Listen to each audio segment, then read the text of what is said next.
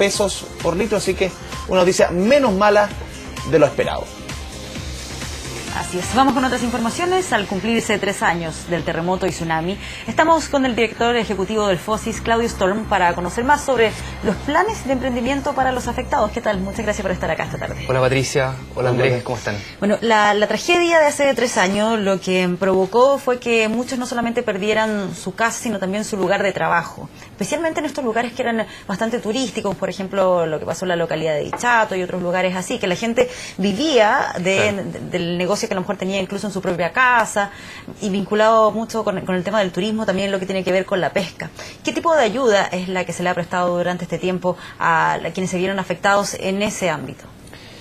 Bueno, efectivamente, quizás la realidad más dramática de todo el drama de lo que fue el terremoto fue lo ocurrido con las familias afectadas por el tsunami, por el maremoto, y que en su gran mayoría eran familias que eran pescadores artesanales, que eran personas que vivían de la actividad turística del borde costero, que su actividad económica dependía de algo que se realizaba o en el mar o en su casa habitación. Los pescadores, muchos botes quedaron varios kilómetros al interior del Exactamente. territorio nacional, o sea. Y por lo tanto, ese grupo de la población tuvo la problemática de que no solamente se quedó sin casa y tuvo que probablemente desplazarse a las aldeas, que es donde se ubicaron las personas que lo perdieron y que no eran dueños del sitio donde vivían, sino que también perdieron su capital de trabajo.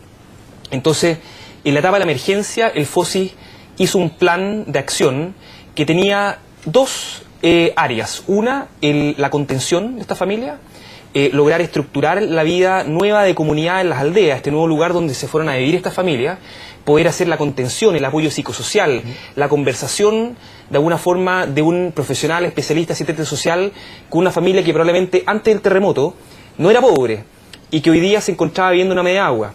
Y también con alguien que dejó su casa para integrar una comunidad nueva, que era una aldea donde tenía vecinos nuevos, donde tenía condiciones que quizás no eran las mismas que antes. Y por otro lado, la reactivación de la economía local, porque la única forma de poder salir de esta emergencia tan dramática era lograr reactivar la economía local a través del empleo de emergencia. Y en esto, en esta inversión de 5.000 millones de pesos en total entre las dos áreas, lo que se hizo fue implementar un programa a partir del mismo mes, digamos, ocurrido el terremoto, o al mes siguiente, en este caso marzo, de 2.000 millones de pesos que logró llegar a 9.000 emprendedores y que se llamó Reemprende. ¿Cómo en el fondo le fue llegando esa ayuda o cómo se fue concretando esa ayuda a la gente pensando que puedan recibir ese ingreso? Porque una cosa es perder la casa y además perder su fuente de ingreso, es algo que en el fondo necesitan resolver en el corto plazo. Exactamente. Entonces fue un programa que fue de emergencia, no fue como lo tradicional que hacemos como política pública, y por lo tanto nos saltamos la capacitación, nos saltamos un poco las etapas más formales y fuimos directo a financiar la compra de los activos que se perdieron. Entonces lo que hicimos nosotros fue no financiar a emprendedores nuevos, sino que tomar de los afectados a quienes antes tenían un emprendimiento activo, que lo perdieron y que pudieran reponer su capital. Por ejemplo, albañiles que repusieran sus herramientas, pescadores que repusieran sus botes, los motores. En la pesca artesanal, en el sector más vulnerable, los pescadores artesanales o quien se dedica a la pesca artesanal muchas veces son recolectores de orilla o son tripulantes. Tripulantes, son los que trabajan con el pescador artesanal como un subcontratado, ¿te fijas? Entonces, reponer, por ejemplo, el equipamiento, el snorkel para el buzo mariscador, las mallas para el recolector de orilla, el que recolecta mariscos en la orilla. De lo más simple, de lo más básico. De lo más simple, digamos, hasta también poder comprar, por ejemplo, hornos industriales, vitrinas, en fin, una serie de cosas. También todo eso se fue reponiendo de forma casi inmediata. Inmediata, se entregaron montos aproximadamente de 300, 400 mil pesos por persona afectada. ¿De alguna manera no, fue un subsidio de un 100%, y las personas tuvieron la posibilidad de ellos directamente, sin intermediarios, comprar y rendirnos a nosotros con boletas estas compras. Eso obviamente tiene una complejidad administrativa, pero obviamente la emergencia lo requería, no había tiempo que perder. Y con eso logramos, en conjunto, y acá quiero destacar algo muy importante, con el Cuerpo Militar del Trabajo, que fue el otro gran empleador. El Cuerpo Militar del Trabajo es una unidad que depende del Ejército, y que son los que tradicionalmente construyen las carreteras, los que están haciendo labores de construcción, que se pusieron al servicio de la reconstrucción de emergencia y que emplearon a muchas personas.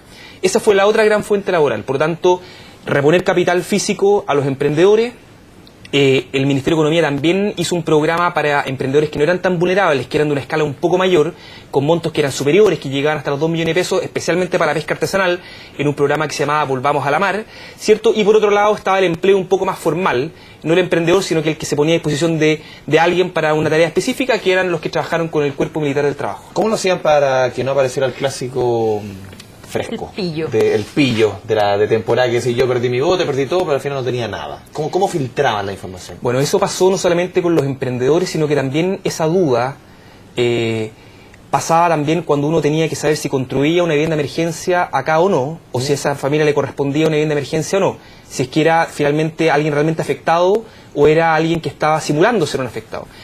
Y ahí, bueno, la confianza, y acá yo creo que hay un concepto que a veces es un poco técnico, pero yo creo que en este caso aplica mucho, que es el capital social, que finalmente es la confianza que uno tiene en el vecino, las instituciones, y que funcionó. Yo creo que acá los dirigentes sociales cumplieron un rol fundamental. Ellos sabían perfectamente quién era quién. Nosotros, como gobierno, siempre, en el caso de la emergencia, la manera de poder operar es a través de los dirigentes sociales. Son ellos los que tienen el liderazgo sobre las personas, son ellos los que logran apoyarnos a nosotros en filtrar, digamos, quién es el que realmente tiene la necesidad y quién es el que está fingiendo la necesidad. Porque finalmente nosotros como gobierno en una emergencia lo que tenemos que hacer es actuar con mucha rapidez y no perder tiempo en chequeos administrativos que pueden hacer que la ayuda se demore semanas en llegar. ¿Y eso cómo ha evolucionado en estos 3 años? ¿Y cuál es el tipo de ayuda que a lo mejor ahora pueden querer aspirar las personas que están a lo mejor dejando las aldeas, los campamentos, que ya se están como estableciendo, que quieren tener un negocio en su casa, algunos que funcionaban un poco como restaurante o también otros que daban alojamiento a los turistas? ¿Cuáles son las alternativas que tienen ahora? Bueno, este programa fue un programa de emergencia, ¿cierto? Que funcionó en los primeros 4 meses, es decir, desde marzo hasta junio. Pero hay una oferta regular del gobierno que también amplió la posibilidad de acceder a capitales semillas, que así se llama, digamos, el aporte no reembolsable de esos 400.000 pesos, a muchas más personas. Y de hecho, gracias al aporte del gobierno regional, nosotros logramos duplicar en el Biobío y en las otras regiones afectadas, pero principalmente en el Biobío, esos cupos de emprendimiento. Y hoy día uno ve que, claro, cuando uno visita, por ejemplo, el borde costero, una localidad como Dichato, ya tiene ese tejido de la microeconomía bastante restablecido. Hay otro programa que es bastante emblemático, que se llama el 100%, donde nosotros tomamos a las 100 mujeres líderes con mayor liderazgo de las aldeas y en 100 días las capacitamos y les entregamos un capital para que pudieran aprovechar el verano, no ese verano, sino que el siguiente, ¿cierto?, para poder, con ese emprendimiento, poder mejorar sus ingresos. Y así han salido un montón de iniciativas que han ido, como te decía yo, reconstruyendo este capital, este tejido económico local. Y yo diría que hoy día, claro, queda mucho por delante. La pobreza es un fenómeno estructural que era previo al terremoto, por lo tanto nuestra tarea no termina solamente con la reconstrucción como FOSI, pero sin duda uno puede ver de que ya por lo menos hay emprendimientos activos en cada una de las localidades afectadas por el terremoto. Claudio, el gobierno había hablado en términos de reconstrucción, en torno a una cifra que subía o bajaba del 90% casas terminadas o por terminar. En el término de lo que ustedes están haciendo, ¿cuáles cifras manejan en términos ya de la pega que ya está hecha? Bueno, el programa de emergencia obviamente finalizó el 4º mes, en eso está cumplido, y lo que tiene que ver con la situación de las familias que están viviendo en las aldeas, la cifra es aproximadamente similar al avance de la reconstrucción en general, al promedio, que es un 87%. Ahora, yo quisiera destacar acá que yo creo que la cifra es importante, el 87% sin duda que a nosotros como gobierno nos parece que es un avance muy significativo, pero quizás para nosotros lo más relevante son 2 cosas. Uno, que el 87%, independiente de la discusión si es mucho o es poco, te demuestra que la meta que se propuso este gobierno es realista. La meta de reconstruir en un 100% en 4 años, considerando que en 3 años llevamos un 87%. Entonces yo, sin caer en la discusión si es mucho o es poco, yo creo que lo más importante es la señal de que es una meta realista y que vamos muy bien encaminados para poder cumplirla. Y lo segundo es que esta reconstrucción no va a ser cualquier reconstrucción.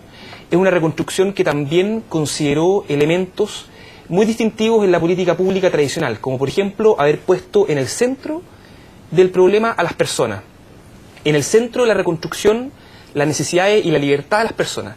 Y en eso quisiera tomar un par de ejemplos. y que tienen que ver con la política de vivienda principalmente. Lo primero es que a partir del terremoto se le permitió a las familias elegir dónde querían su vivienda definitiva, las que perdieron la vivienda. Eso antes era muy distinto, porque a uno que postulaba una vivienda le decían, bueno, usted logró su subsidio y le toca ir a vivir, qué sé yo, 10 kilómetros más allá.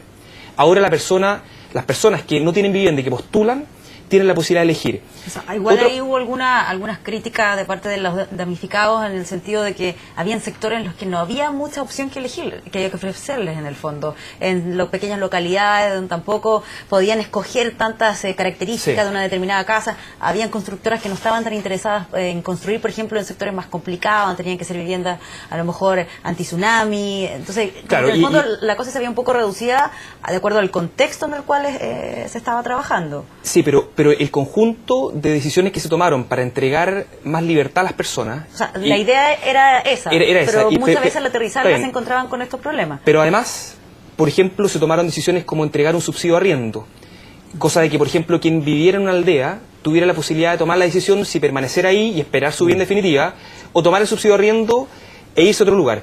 Y cuando sucedía lo que tú comentas, que a veces no estaba la solución ideal ahí a la mano, los procesos se llevaron con mucha participación ciudadana, es decir, informando a las personas. Hubo efectivamente lo que tú mencionabas, de que hubo sectores que son inundables, donde habían viviendas y que no se volvió a construir, y donde hubo que replanificar el diseño urbano. Y en ese caso también se hizo con mucha participación ciudadana un proceso donde a las familias se les informó, y donde se les informó también la razón, que básicamente tiene que ver con proteger a las futuras generaciones que vivan en esos sectores, de un riesgo como un maremoto, y de por qué esa razón, digamos, justificaba el tener que construir en otro lugar. Entonces, lo que quiero yo, en resumen, es ejemplificar de que es relevante poner arriba de la mesa de que este proceso tiene un avance significativo, y que lo más importante es que es una meta realista, yo creo, el 100%, y que vamos muy bien encaminados para cumplirlo, y por otro lado, que tiene como elemento distintivo el que se puso a las personas como el centro de la acción del gobierno. Y eso no es menor, porque cuando uno está frente a una emergencia y uno como gobierno tiene la tarea de cumplir y cumplir en plazo, a veces uno puede caer en la tentación de decir, bueno, es mucho más fácil decir, ¿saben qué? Vamos a construir 1000 viviendas en este sector y ustedes se van para allá, les guste o no les guste. O es mucho más fácil en el caso del emprendimiento decirles, ¿saben qué? A ustedes los vamos como quieren, a todos ustedes como panaderos, y comprar de manera masiva implementos de peluquería y panadería, y les tocó, y esto es el aporte del gobierno. Es mucho más fácil eso, es más rápido. Pero nosotros, con la complejidad de la situación que se vivía, además tomamos la opción de marcar la diferencia y decir, bueno, nosotros acá queremos poner a las personas en el centro de las tomas de decisiones. Claudio, te agradecemos tu presencia aquí en Noticias 24, una de las listas quizás también tan sensibles de esta tercera año conmemoración del 27F. Muchas gracias. Muchas gracias a ustedes por la invitación. Bien, vamos con otras informaciones. El presidente de la República, Sebastián Piñera, visitó esta jornada el Cerro O'Higgins en Constitución.